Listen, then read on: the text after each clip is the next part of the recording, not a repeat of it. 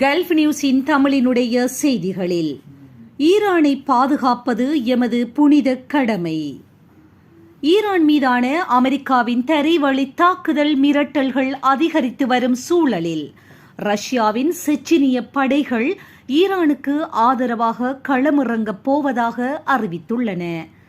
செச்சினியாவின் Akhmat சிறப்பு படை தளபதி அப்தி அல்லடினோ ஈரானை பாதுகாப்பது எமது புனித கடமை என தெரிவித்துள்ளார்.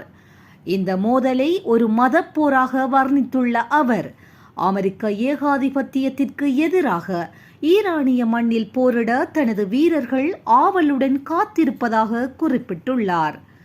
உக்ரைன் போரில் தீவிரமாக பங்கேற்று வரும் செச்சினிய படைகள் இப்போது மத்திய கிழக்கு நோக்கியும் தனது கவனத்தை திருப்பியுள்ளமை சர்வதேச அளவில் பெரும் பரபரப்பை ஏற்படுத்தியுள்ளது.